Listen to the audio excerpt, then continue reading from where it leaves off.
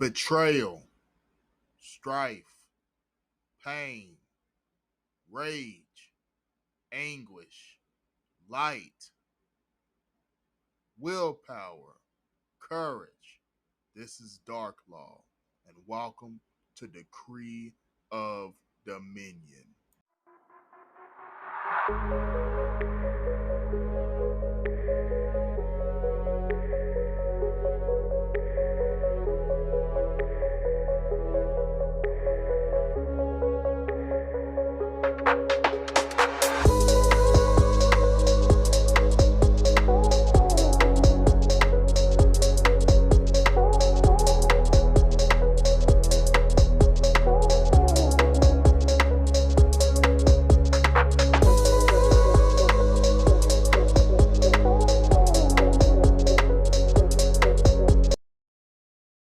Good afternoon, and welcome to Decree of Dominion podcast with your host, Dominion. And welcome to episode 17 of the Darklaw Dominion Mental Health Series. And it's been a wonderful Friday so far. And we have a very special guest here for episode 17 in the Mental Health Series. We have soon to be happily married, but we have Miss Laura Marsala out of Penfield, New York. Penfield, New York.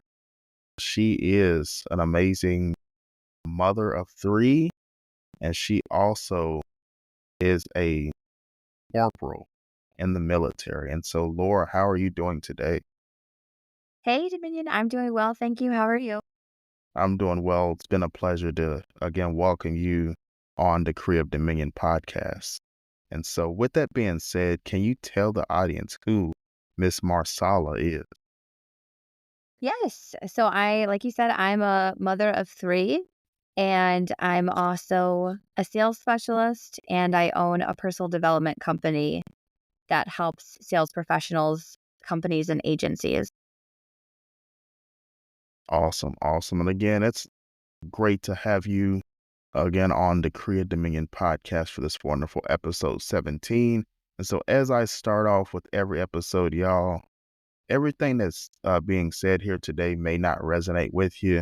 Again, you might be listening just to the quick introduction and say, hey, I have no kids, or I have no idea. I have nothing idea about sales or military or parenting or engagement or anything. But I just want you to, as things transpire here today, I want you to take one thing that you can resonate with and apply daily to your life to, as I always say, decree the dominion of your own mind and reveal the true light that shines. And so with that being said, let's, buckle up, fasten your seatbelt to all listeners and viewers, and let's get rolling. So first question I have for you, can you tell everyone, how your childhood was and kind of how you got into the military? Yes. So highs and lows. My childhood had a lot of relational trauma, and I was very sensitive. So I dealt with a lot of depression growing up. I definitely like to look back at my childhood. Something I actually learned from Brian Tracy, a mentor of mine. I look back in my childhood and ask myself, what are the positive things? What are the things that I can be grateful for to carry forward in my life and also pass down? But very chaotic. And like I mentioned, the relational trauma gave me a hard time with communication and connecting with people and feeling loved and important, which I think every child wants to feel growing up, and a lack of consistency from my caregivers created a lot of situations where I wasn't making the best choices. And to answer your question about how I ended up in the military, I was actually in a criminal justice class, and I was planning on going to law school, but they had one of the services come in and drill us, and I thought it was really exciting and fun. I was already into personal development and loved pushing myself. So when I experienced the service members coming in and doing drill with us, I wanted to talk to a recruiter. And the first recruiter that I had spoken with ended up being a Marine Corps recruiter. I didn't even know about the Marines at that time. But as soon as I found out that the Marines had the longest and hardest training for entry level and that it was considered the best of the best, I really identified with that and their core values of honor, courage, and commitment. And I wanted to become something greater than myself, be a part of something bigger than me. I love that you said that. There's two key points that I want the viewers and listeners to understand with what she just said. There's actually three things, but mainly two. One, she said she had a mentor, and I always encourage people to again find higher counsel. Again, not one human is perfect. You're not going to know everything, but whether you think that you're already successful in life or whether you're, going through a rough patch, seeking higher counsel and having someone in your life that can push you forward and give you a different perspective on things. And the reason I say perspective is what she said with her story is, having that a mindset of what can I be grateful for. Again, I encourage all the audience members to right now to, again, look in the mirror. Think back on your childhood. Think about, all those emotions that you felt, growing up, both good and bad, the pain, the envy, the jealousy, the lack of love, the spirit of rejection, but also look at, the good things, the feeling of accomplishment. If you were loved by both parents, look at both and ask yourself, what can you be grateful for? And if you're already an adult, what have you utilized at this point in your life to push yourself to be the best version of yourself moving into adulthood? And so I just encourage the viewers and listeners alike to challenge yourself. Again, like she said, she joined the Marines because she wanted to be part of something bigger than herself. And so I encourage everyone to, look in the mirror, self reflect and figure out, what kind of legacy you want to leave for your own life and what foundation you want to set for yourself as well. And so I love that you shared that with us. And then walk us through, what your expectation was for the military and kind of how you navigated that, going through your training and kind of going through your time in service. Great question. My expectation was I knew too much. I say too much because I researched and studied thoroughly, like the training process of the Marine Corps, like boot camp and all the different phases and steps and what we were going to do. And so the element of surprise was really kind of squashed. So I knew when the gas chamber was happening and I knew, like all the different processes and trainings that we were going to be doing and when they were going to happen. So when, you know, category A was done, I knew that category B was coming next and what that entailed. And so I didn't actually get the push that I was looking for in boot camp, but when I went on to infantry school, that's really where I was physically challenged and I didn't really know what to expect. And then when I got to the fleet, my expectation was that I was going to be getting into grown-up land. And what I mean by that is in training, there's a lot of hurry up and wait. And there's a lot of training processes that go over and over and over again. And I thought the fleet was going to be more like, okay, let's get down to business. When I got to the fleet though, there was still a lot of that hurry up and wait. There was still a lot of like, we're standing around waiting for this or waiting for that. We need to always be ready and be prepared. And if you're on time, you're late. So you always need to be early for things. But I realized that my time management, I'm able to manage my time even more productively to get my goals accomplished than anybody else, including the Marine Corps. So also, I had another expectation that everything that I was trained and taught in boot camp and just the core values were going to be upheld more. And I was in an area where there wasn't a lot of supervision, I guess. I worked at the aerial port and there was 14 of us when I got there and there was supposed to be 65 people. And so we were severely understaffed and overworked. So we were supposed to have enough people to have 3 different teams on 3 different shifts. And there was a lot of things that I saw that was happening that wasn't upholding the core values. And, um, you know, I had really close to my heart that every Marine should be treated with dignity and respect. And that definitely came from my experiences in my childhood that really meant a lot to me, that regardless of rank, we treat everybody with respect. So I became kind of like an advocate for people that I saw getting mistreated. And I learned the actual policies of the Marine Corps, and I saw a lot of things happening that I took a stand for. Like, this isn't what it means to be a Marine, and just really upholding what it meant to be a Marine for me. But overall, it was a great experience. Definitely built a lot of character and definitely grew a lot from it. Awesome, awesome. I love that you said that because a lot of people we play Call of Duty, right? So you think of the Marines, you're like, oh, I'm gonna. Me personally, I always wanted to be growing up. I wanted to be a sniper in the military until they told me all the like training, like you have to lay on the ground for days at a time and just wait. And I'm just like, nah, that's not for me. And so I just love gaining that perspective because again, I come from a military family, so just appreciate you, sharing that perspective. And I love that you said you stood for the core values because, again, the saying always goes, if you don't stand for anything, you'll fall for everything, right?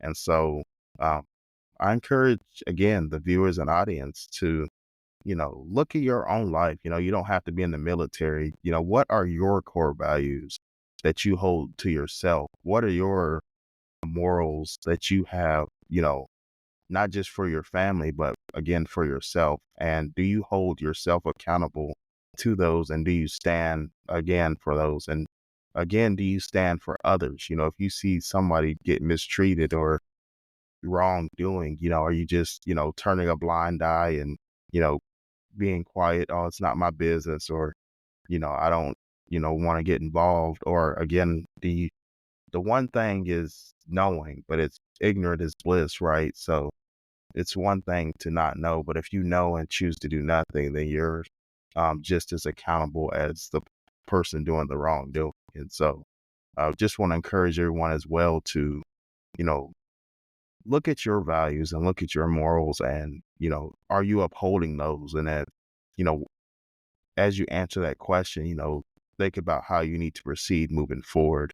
And so, um, I love, everything thus far that you said. You know, having, what I want to tell everyone is, how you were raised does not have to be where you end up. And so I love that. Hope you guys are taking away so far that, regardless of how, Laura was treated, as a child, you know, you get to choose, the life that you want to live. I encourage everyone to, regardless of your childhood or regardless of where you're at now, you get to make the change. You get to decide how you want your life to play out, and how you want to treat others, and how you want, you get to choose your values. You get a choice, you get freedom of choice in that. So I just want to encourage everyone on that. And so as you kind of progress to the military, you know, what would you say was your greatest accomplishment or greatest success story in the military? Honestly, I think the greatest success story I have is that I had consistency with my performance, because you can go out there and accomplish something once, but can you do it consistently? I would say my greatest success was consistently being a positive role model to all of my fellow Marines. I was put up for meritorious promotion. I had a meritorious mass. Um, was recognized for exceptional integrity, doing the right thing when no one's watching. That's, what the Marine Corps is about. It's about a high level of integrity and leadership, really, setting a good example for everybody else around you. And that is one of the things that I went back and looked at my childhood and said, what's something that I learned that I can take into? And that was something I was taught was, you know, take pride in what you do. Our parents are always, we can assume that they're always doing their best that they can. And so I was looking for that best. And so there's a lot of things that I applied while I was in the Marine Corps, good things that I learned from my childhood. And one of those was, doing the right thing when no one's watching and setting a good example and doing the best that I can, like consistently performing really well, making sure that I'm not just hitting targets and goals, but I'm exceeding them and that I'm motivating and inspiring other people around me to do the same thing and being a source of support and encouragement and really just upholding what it means to be a Marine because you don't join the Marines because you want to be lazy or average. You join the Marines, hopefully because you want to do exceptional things. Amen, amen. I'm glad you said that because what she's saying is she had a goal and she was convicted and being the best version of herself. Again, I encourage you to show yourself grace, right? Just do the best you can, and that'll be the best there is because that's all you can do. And so, if you're talking to somebody, I know there's people listening that maybe they're in the military, maybe they're thinking about joining the military. What would you say was the greatest challenge in the military? And what would you say to someone that says, "Hey, I want to be a Marine"? What advice would you give them? Twofold, yes. I would say great advice. So I would go into schools. And one of the schools that I went to was actually the same criminal justice class that I was in when I was junior and senior. And I had a friend at the time. So going back a little bit, I was 16. I was working at Wegmans. And one of my best friends that I was working there with wanted to go into the Marine Corps. And we always, tease each other like who was going to become a Marine first. A little friendly competition. And he had actually graduated 3 months. We were behind each other. He graduated and then went to deployed out of where I was actually working out of that I got there after him. And he passed away his first week of being deployed. And so I actually use that story when I'm talking to people who are going into the military or the Marines. And I had gone into a criminal justice class to go and talk to the seniors there. And I shared that story with them because the reality of it is you're signing your rights away. You're not a civilian anymore. So is this something you're willing to die for? And it's not some cliche like, oh, are you willing to die for that? Like people are literally dying after signing up and joining the Marine Corps. Is this something you're actually willing to die for? Is this something that it's worth it to you? What are you standing for? What are you actually joining the Marine Corps for? A lot of people say they're joining to travel or to get their school paid for or because they don't know what else to do or they're trying to avoid college. And that's not a good enough reason. So, think about it. If you're going to join the military, is that something you're willing to die for? What's your purpose in doing that? And really think it through because it really is that serious of a decision. Awesome, awesome. Again, sorry for your loss, and I do very grateful that you shared that because a lot of times in life, we see, the outside of things. We don't see the reality. When you said Marine, it reminded me of the commercial, right? The few, the proud, the Marines. And when you really break down that slogan, it really means the few, the proud, the Marines. And the reason I say that is because, we see, the shiny toys, the Call of Duty type things, like, but the thing about Call of Duty is it's a video game. You can always restart it, right?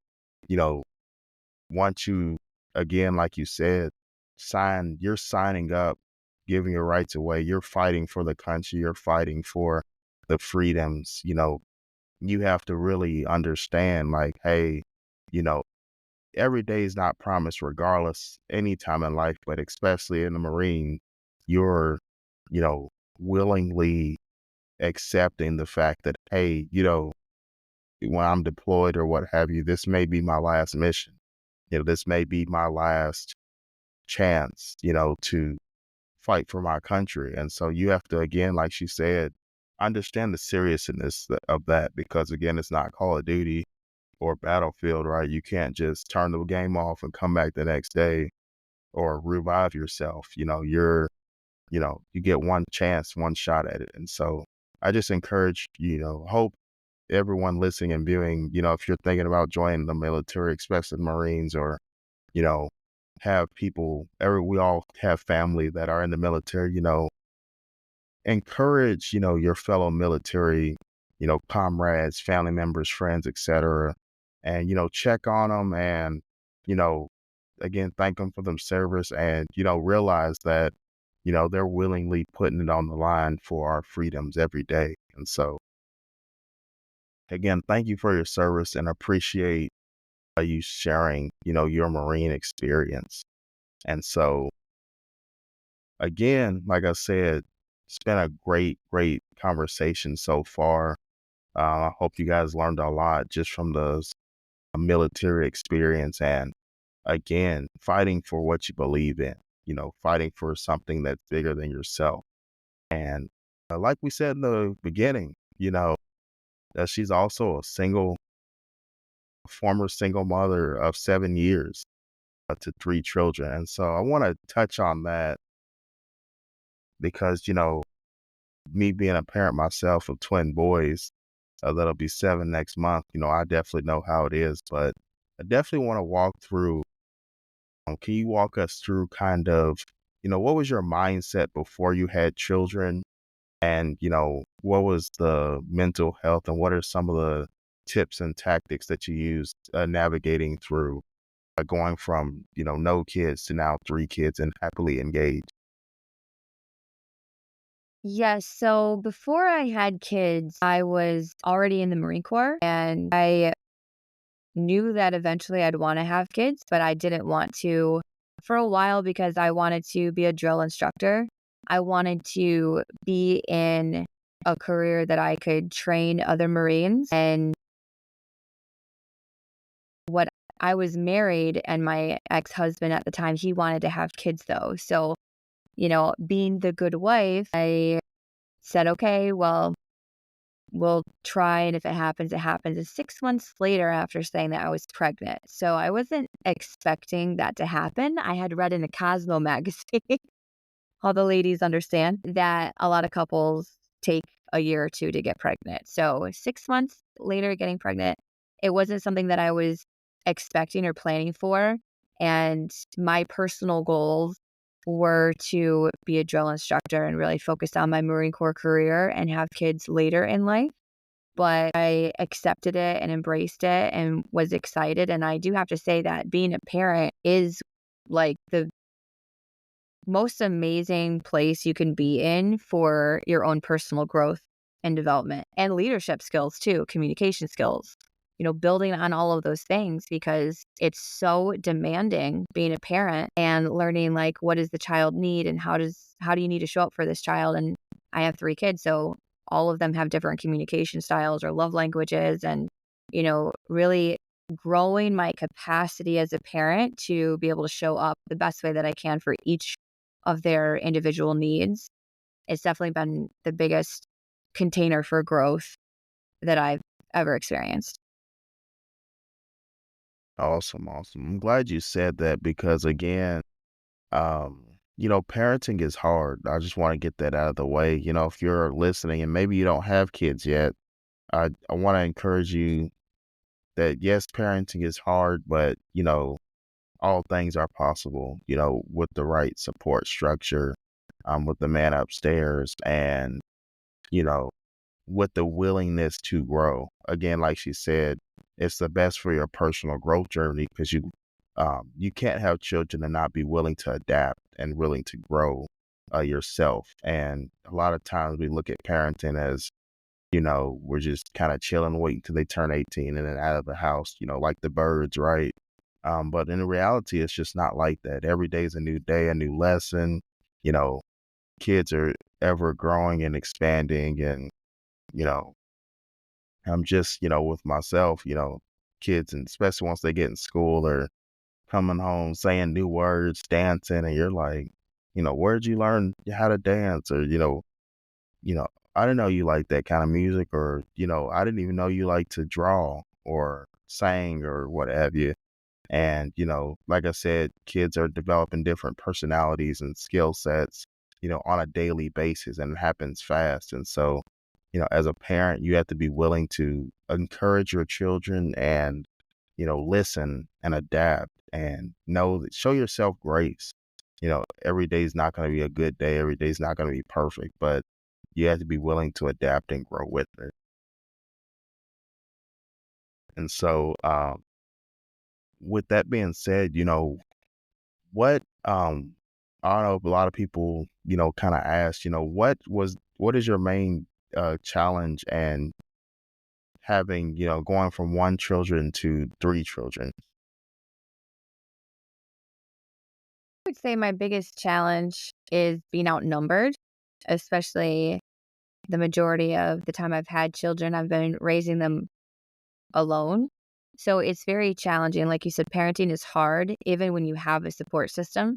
When doing it by yourself, it's definitely the hardest thing that I've ever gone through. And I wouldn't ever wish being a single parent on anybody. And I know you as well, you're single parent to your twins. And as a twin myself, I know we can be little hell raisers. So blessings on you for that. Yeah, But definitely. but the biggest challenges that I have had personally is just not having a partner on the same page to do things with. And I think that having the right person is the most important decision that you'll ever make. And going back to my childhood again, that relational trauma that I experienced as a child really affected the decisions I made with the relationships I got into, like who I was with. When I thought I was in a good, healthy relationship, when looking back now, I can see, wow, that was a very unhealthy, toxic relationship. And so I've had to teach myself what a healthy relationship looks like in order for me to be able to recognize a healthy masculine man and get in a relationship with one and work through relationship issues. So I would say that, looking at going from 1 to 3 kids, of course, it's hard when you're outnumbered, because I mean, everybody, even if you're a parent of 1, you understand the demands of that, and then times 3, it doesn't get any easier, especially when you're, trying to be the best that you can be for all 3 of the kids when they have different needs and, everything like that. Also, I'm glad you shared that. And I kind of want you to touch on as well. Just as society, we just see an increase of, again, parents, we're all trying to, strive for greatness and, put our kids first and, you know, create the best life for our children. Again, the Bible says leave an inheritance for your children's children. And a lot of us leave bills and strife and generational curses for our children's children. And so just on that, what has your mindset been, as a single mother navigating that, that pressure of trying to build the best life for your children? And what are some, motivation and tips you would give to other single mothers who are listening right now, that are kind of, like I said, parent is not perfect, and I'll encourage you as she speaks, as you're listening and viewing, wherever you're at, whether you're happily married and have, perfect ish, a great bond with your significant other and you're raising kids together, whether you're a single parent that is joint custody, in my situation, or whether you're, just doing it, winging it alone, I encourage you to listen up and take notes. Again, take heed to what's being said. And again, that way you'll be able to apply it, in real time, as soon as possible to continue to expand and thrive. And so with that being said, what's your, how's your mindset, navigating single parenthood, and what tips would you give to single mothers and parents alike? Yes, I would say, because you mentioned putting the kids first. And I definitely used to have that mindset as well. But any parent that's done that for a significant amount of time has come to the realization that maybe that's not the best way to approach it. So, especially as a woman, we're supposed to be receiving. And it's natural then that if we're giving, giving, giving, giving, giving, that we're going to burn out because we're supposed to be in the receiving energy and gaining the support and the love and the nurturing we need. So that way we can give that to our children. So even as a single parent, though, if you realize that it's safe and it's good and it's healthy to put yourself first, and that it's actually going to benefit your kids for you to do that. It's not selfish. It's actually the right thing. And you're setting a good example for your children to put their needs first. I see a lot of people pleasing and putting their needs and their wants on the back burner, but that's not healthy. And so we have to set a positive example for our kids that it's okay and it's safe and it's good for us to communicate our needs that we have. And something I ask my kids when I ask them, who do you love more than anyone in the whole world? They'll say me. They'll say, I love myself more than anybody in the world. And, sometimes my oldest daughter will hug me real tight and go, I love you, mommy, more than anyone in the world. But it's good to teach them self-love. And going back to the relational trauma that I experienced growing up, when you're looking at putting yourself first and teaching your kids to have good, healthy relationships, that's always going to start with yourself. You have to have a good relationship with yourself, meaning you have to know yourself. You have to understand your wants and your needs and learn how to get those met. So when you're looking at, even if you've got 8 kids, I coached a woman who had 8 children once. She's so inspiring. But it doesn't matter how many kids you have 24 hours in a day. And if you know yourself, you know your capacity, you know your limits, you know your gifts, you know your needs, and you figure out how to prioritize things, including putting yourself first, because you can't pour from an empty cup. We've all heard that. Time management is going to be your key to freedom, especially if you're trying to take care of your kids. If you know what you need and you know how to meet those needs or to get those needs met, and you figure out how much time does that take and what's the best time during the day for me to get this need met, where I'm not neglecting my children's needs, but I'm also not neglecting myself. Because if we show up to serve our kids, yet we're neglected, that's going to trickle into the experience that we're having with them. If you're stressed out about something, you're not being present with your children. So are you really serving your children at the highest level that you can? You're cutting everybody short. Talk about leaving an inheritance for your kids.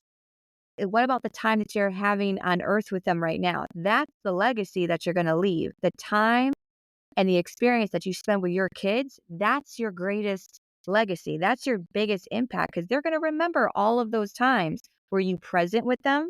Were you burnt out and tapped out and stressed with them? Or did you take care of yourself first and you were able to show up in a really magical way for your kids? Because you can't tell your kids to, you know, be healthy and communicate your needs and put yourself first and take care of yourself if you're not doing the same thing.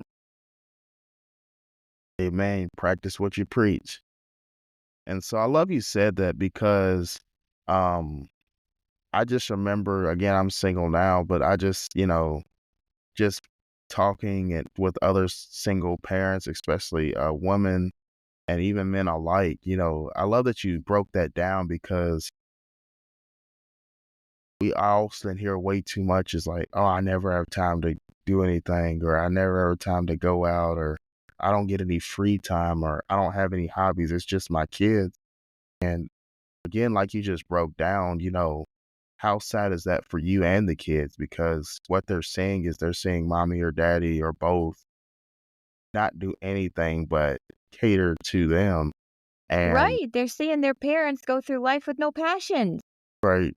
And what I've seen is what I've learned just with twins and myself is we all need space. I encourage you to give your kids space. Again, it's sometimes like I'll be in my room and they'll be playing.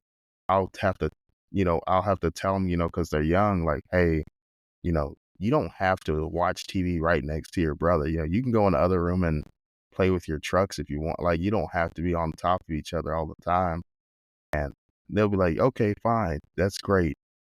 And what it's teaching them again is to have space. And same thing with parents. And, it's both, moms and dads, but I just see, a lot with single moms, especially, it's you don't have to smother your children. They can go, in the room and play for, a couple hours without you, hovering over them or, after they're a certain age, right? Obviously you don't want a newborn just chilling, for 8 hours, right? But, once your kids get to that, what I want me to say is there's different chapters and building blocks throughout parenting. There's different seasons. And so there's gonna be that season where you're putting the kids first. Obviously, from ages, newborn to maybe 2, 3 years old, you're gonna, be that, hovering over, making sure because they're depending on you for that. But again, once they gain that sort of independence and kind of can, do their own thing, that's the time to again, um, kind of look at their values and look at yours and, have time for yourself. And then even during that new, early stage, it's okay to, give them to, let your grandparents, let their grandparents take them for a day or, you know, take a break. You didn't have to always be going out to the club or drinking or something. That it could just be, hey, you know, look at your goals, look at your hobbies. If you like nature and like to go on walks, like, hey, let your kid, have a sitter or be with a family member for 5 hours and just go on a walk. Or if you like to read books, like, hey, I'm gonna take you to your grandma's house. They're gonna keep you for a day, and I'm just gonna come home, clean the house, and I'm just gonna read my book and fall asleep on the couch. And don't shame yourself for it. Just simple stuff like that, putting yourself first again, because what kids see and what we think are two different things. And what I mean by that is we look at the passive side of things of the inheritance, the money, the buying them clothes, buying them video games, buying them shoes, you know, healthy, good food, cooking. What they see is what she just mentioned is the active. You know, are you active in their life? And what I mean by that is, when it's time to help them with their homework, are you upset? Are you mad? Or when they ask you a question, can they go outside or can they go do something? And, are you yelling at them? When they make a mistake, are you, beating them up or physically harming them, or are you yelling at them or belittling them? It's little things like that that is the active part of parenting that the children are seeing and they're watching on a daily basis. And that's the behavior that they emulate. And so I encourage you, I just want to give a little quick tip to the parents out there.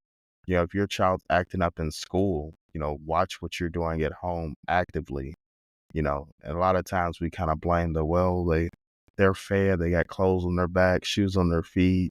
They get the video. I got a PlayStation 5. They just got the new Call of Duty that came out. Why are you acting up in school? It's, you know, talk to your children. It's, what they're seeing you go through as a Yes, kid. and I have a tip for that because I know that the statistics are very negative for single family, like single parent homes.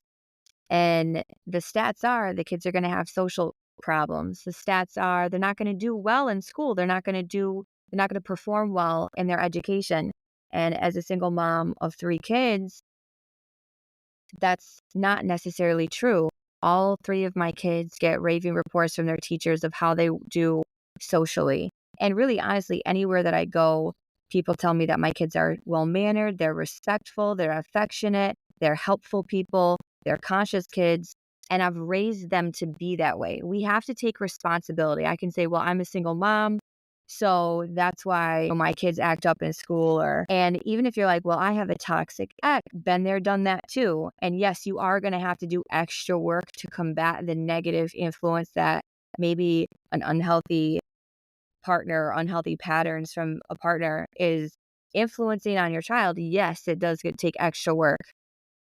But even educationally, my kids do exceptionally well. Like my oldest has been consistently on the high honor roll.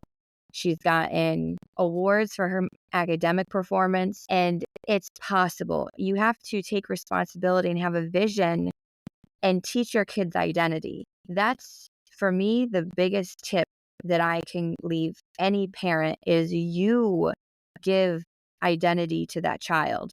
So if you teach them, and I was asked once when my son was really young, somebody asked me, why do I correct him and say we? Like, we don't do that. Like, we don't take things out of someone's hands without asking. So they were asking me, why don't I say, you don't do that? Or just telling him not to do that. And when they're young, we're forming an identity, we're forming a brand with our kids. So we're saying we because it gives them a sense of belonging and a sense of identity. They're identifying with we because they need to have that. And so when you say we don't do this, but we do this instead, you're giving them an example and it's actually tying into them psychologically, like why? Like, well, we don't lie because we value the truth. It just as an example. Or we clean up after ourselves because we like to keep our place tidy. And so it's telling them what and then reasoning why. And you have to give that identity to your children. It doesn't matter if you're a single parent. It doesn't matter if there's an unhealthy ex that's having a negative influence. You still have to take that responsibility. And you're smart, you're intelligent, you're an adult, you're a parent, which makes you a leader. You have to take on that role and truly embrace it. And if you're feeling burnout and you're feeling like, oh, I don't know how to fix this, you start with the smallest step, which is looking at what need do I have that's not being met and how can I get that need met? And looking at your time and creating structure for yourself and structure for your children and then bringing them in on that identity. And it's okay if you feel like you've messed up a lot, because I feel like I've messed up a lot. I think there's not a single parent on this planet that doesn't feel like they've messed up at one point or another. It's okay to say, "Oh, this isn't going the way that I like," or man, I've made a lot of mistakes in this area, or maybe your kid's not doing well in school. You can sit the child down and you can explain to them what's going on, how that makes you feel, what changes you want, and bring them in on the conversation. One of the most impactful things I've done with my kids is bringing them in on the conversation and letting them know, setting an agenda of what to expect. And again, it brings in an identity for them. When you bring them in on something, they have a say on something, their opinions matter. You're making your child feel loved and important. And that's what, at the core of every human, that's what we need to have. And so when we treat our kids like they're too dumb to understand or they're children, so I'm not going to explain things to them. I mean, don't tell them inappropriate adult stuff, but explain things to them. Children are so resilient and so capable, and they love problem solving. If you look at all their play that they're doing, it's problem solving. And you mentioned video games. I will say this. The only video games that I let my kids do is like Wii Sports. Video games, there's no video games in the house. They don't play video games. You have to look at, because you're the leader, it's your role to say, what is my child playing right now? And what's that doing to their brain? What are they reading? I don't let my kids rent books from the school library that I don't even approve of. Like, are they coming home with books that's called Captain Underpants? And what is that teaching them? Why don't they read a book on communication or healthy relationships or being a good friend? Like, when your kids are young and under your care, it is the most valuable time in their lives to be taught something. What skills do you want them to have when they are 18 and probably leaving your home?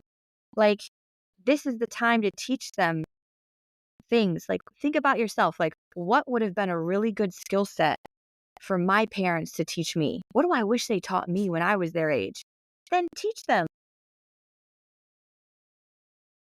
Man, and man, I love the way you said that because, a lot of times we kind of skate through. It's like, oh, And then there's a saying you said that I just don't like is that, oh, they're just kids, right? Well, I've had to learn, my kids again are almost 7. Well, time flies by fast. So those just kids is gonna turn into just preteen, just teenager. Now they're just 20 Exactly. something years old and freaking chaos on the world. And then you're looking at yourselves like, that's not my boy or not my daughter. I can't believe this happened. Why would they do this? Or, how many Teach times them have we how to be an adult that is adding value to society as a child. That's that's the right way to do it. Teach them exactly now, and then and like it's never too late. right, and then like what and then how many times we see, these tragic stories, whether it's murder or, these crimes, and you just see the parents and they're just like shocked or like, I can't believe my son or daughter would do this, or, they were you always hear that say, oh, they were a good boy, or he was a good boy. What does that even mean, right? What is a good, is a good person with no substance and no skill set, that's taught from their parents, right? And so again, you have to acknowledge that. So again, everything you shared, just on parenting styles, is great. And again, I agree with, everything you said thus far, and, encourage those listening and viewing out there, not just your skill sets that you want to teach your children, but what are what type of interests and skill sets are your children showing to you? A good example is, I play bass guitar, and, we recently bought Caden just one of those small little ukuleles, and he just loves playing it. And he's like, and same thing with my cooking, every time I cook, it's to the point now, the kids come in the kitchen like, I want to help you cook.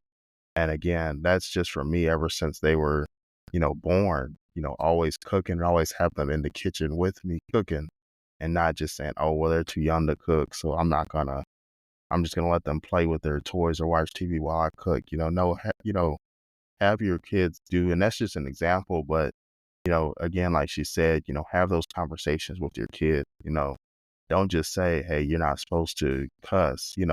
Why don't you want your kids to cuss? Sit them down and explain, the reason and the importance behind having a better vocabulary, a more expanded vocabulary that doesn't always involve vulgar language, instead of just saying, "Oh, it's fine, they're a kid, they can cuss," because they're kids. Yes, and absolutely. I love that question that you just asked a moment ago.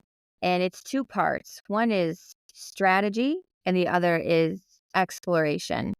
So there's things that I want to make sure that I'm teaching my kids. And when I'm looking at the family unit as a resource. So one of the things that we do is if I'm learning Italian, which I currently am, I'm self-teaching myself. My oldest daughter is currently learning French, and my son, he's my middle child, he's learning American Sign Language, and then my youngest is learning Mandarin. So if we look at the family unit as a team, it's more resourceful than if I was just all teaching all of us Italian, one language. But if we're always working together as a team, we're always going to have that resource for each other. I mean, that's 4 languages right there that we're learning. And that's a great way to approach your family unit. Everyone's kind of everyone's doing something different, and in the family known for a specific skill set. And another part of that with strategy is I used to do this a lot more when they were younger and we weren't so busy, but every day after work, when the kids would be done with school, I'd be done with work, I would have like a rebonding hour or two with them. I felt it was really important to rebond with them at the end of the day, especially when your kids are going out to school. And so Monday would be like family personal trainer time. So every Monday, the kids would get to take turns being personal trainer. It puts them in a leadership role. They got to be creative and come up with exercises that they make us all do. And it's fun. If you can get your kids to laugh while you're teaching them something or doing something as a family, that's really going to bond you together. Like one time, my son sat down on the floor and put his butt on the floor and had his hands on the side and scooted around in a circle like a dog and made us all do it. So here he's got mom scooting around on the floor like that, and all the kids are laughing and having a great time. And then maybe the next week, my daughter's doing, making us all do burpees. If you've been in the military, you know what burpees are. And then Tuesday would be family game night. And so it creates a consistency and a routine with them, and they look forward to that. They look forward to being with the family instead of a lot of kids are like, I can't wait till I'm 18 and I'm out of the house. I was definitely one of those kids. But now on the exploration side of things, it's where, like you had mentioned, the kids exploring their own interests, like with cooking. So right now, every morning, me and the kids have breakfast together. And I recently learned how to make sunny side up eggs, and I'm teaching them how to make the perfect sunny side up egg. And we talked this morning actually about how about once a week we learn a new technique on how to make an egg. And so they explore their own interests with things, dancing, singing, playing instruments, drawing, writing, like all kinds of things. So they have time to pursue their natural interests. And then we have that family space where we do that as well. Awesome, awesome. And again, like I said, and what we're getting at is, again, parenting is a daily journey. It's an infinite game of life, right? And you want to create those experiences. Again, like we mentioned earlier, it's not about the inheritance of when you're passed on, but it's about those memories and what you'll be remembered by and what legacy you'll leave for those lives that you impacted. And it's not just, once you pass on, but how many times, even if it's people that maybe your old coworkers, how many stories do you have of just laughter or fun or good times, or even people that may have not even passed away, but just maybe you're got a different job or lost touch. And so it's the same thing with your children. How many stories do they tell their teachers at school? Like, hey, how was your day? Last night had family game night, or those are the conversations that again expand your kids communication skills, because they can, they're not saying, well, I'm sad because I came home and my parents yelled at me for not doing homework, or my dad was stressed because of work, and I didn't get to see him, so that's why I didn't get my homework done, because I had a question and they yelled at me and I didn't know the answer to it. So I just put it back in my backpack. It's just different stuff like that for examples. But again, you want Yes, to and I be wanna say I wanna touch on that real quick too, because we're not perfect and we're always trying our best, and sometimes our best looks different depending on the day of the week. And so it's okay if you lost your temper and yelled at your kids. Don't shame yourself for it, but talk to them about it. Say, you know what?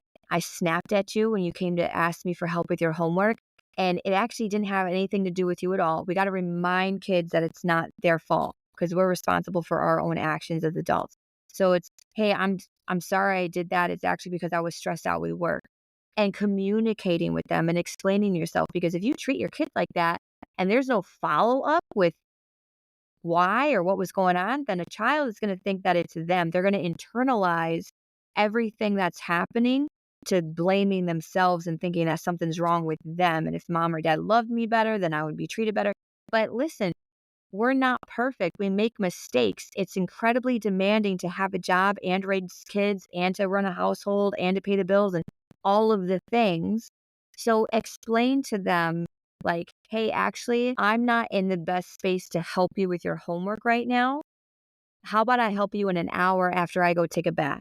Or something like that. Like, just communicate with your kids where you're at, what you're experiencing, and don't be afraid to tell them, like, I need to go have some quiet time. I need to have some of my own space right now because I worked all day and my boss yelled at me, or my coworker got on my nerves, or I just need some time to myself right now. And then I'll be able to come back and help you with something when I'm regulated. Like, don't be afraid to have that conversation with your kids because then you're going to teach them how to communicate.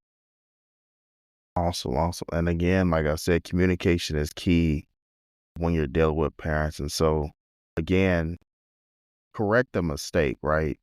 Again, we're all not perfect. We're all allowed to make mistakes. But again, if we're not having that follow up, then they just think they go to bed thinking, you're upset with them, and that's the last thing you want for your children. And so, with that being said, again, I know at the beginning, as we were going through your bio, again, you are, happily engaged. So, just to close out, walk us through, what was your mindset, dating as a single mom, and, what kind of skill sets and what tools did you use to eventually find your fiance, and what success stories have you learned from that? So my mindset before I met him was I got really clear with what it is that I wanted in a relationship, what I wanted it to look like, what I wanted it to feel like. And at the time, it was just an idea. And then when I met my now fiance, a lot of things come up where do I need to grow to be the person that can show up the best in this relationship? So actually going back before we met, I wrote down every single thing that I wanted to have in my relationship. And then I went back to the list and I said, well, how much of this am I? Am I reflecting the needs and desires that I have in my partner? So if I want someone who's physically fit, am I also taking care of my body temple? Am I also eating healthy? If I want someone who is emotionally regulated and emotionally intelligent, am I making sure that I'm keeping up with my communication skills? Things like that. I wrote down a whole list of everything that I wanted and kind of went to the drawing board on myself. Where do I need to work on myself with so I can attract the person that I'm with or that I want to be with? And then now that we're together and he's so helpful and I'm no longer, I don't really consider myself a single parent. We're not married just yet, but I don't consider myself a single parent really anymore. I look back and I go, my gosh, how was I taking care of everything by myself? I can't even like imagine that world anymore. And it just goes to show like everything that we are capable of if we put our mind to it. It's my kids are 14, 11, soon to be 12 and 8 now. So they're older too, which makes it easier. It's definitely been a very rocky journey, but it's definitely, I'm in a place now where things are really smooth compared to what I've experienced in the past. Awesome, awesome. And again, definitely happy and excited for you. And the message I want to tell the audience is, have faith and again, work on yourself, put yourself first and be convicted, with what you want. Again, she said she wrote down what she wanted, and then she also acknowledged what she needed to work on and applied that knowledge daily. Again, she didn't say, I woke up the next morning, I was perfect, right? It's still a daily journey. It's still things she's working on, but again, she got an applicable, attainable list in order, organized it, and then said, okay, what can I tackle each and every day to strive to be the best version of myself? And so, again, it's been a wonderful episode. Learned a lot, on parenting, on, being in the military. I hope your perspective has shifted, whether you have kids or not. And I hope that, if you are listening and you have family in the military or you're in the military, that you understand how impactful the service is and be empowered. I encourage everyone to be empowered, especially as a parent, that you will raise, wonderful members of society, and you will achieve not just the goals for your children, but you can put yourself first and you'll be able to achieve your goals as well. And so with that being said, any last minute tips to anybody out there, and then also tell the audience where they could find you. Yes, my last tip would just be to make sure that if you hear something that you like or that resonates with you, the best thing that you can do is write it down and figure out how to apply it. 1% consistently every day is going to change your life. So just be empowered, create your reality, stay in the driver's seat, stay in control. And my website, elitehabitsecrets.com. That's elitesecrets.com. That's the best place to find me. Awesome, awesome. And so again, it's been a wonderful episode 17 with Miss Laura Marsala out of the wonderful state of New York. It's been a wonderful episode again. Thank you for coming on to Create Dominion. And again, everyone, just be encouraged. Take something, take at least one thing, look in the mirror and apply it daily to your life to again decree the dominion of your mind and reveal the true light that shines. You are enough. You have the ability to do whatever you put your mind to, stay blessed, talk to your children. I encourage everyone that if you have children right now, you know, take heed to the advice given and some of the tips. And I just encourage you to sit down and talk to your children. Don't put off today with tomorrow what you could do today. And again, the few, the proud, the Marsala. Have a good one. Thank you.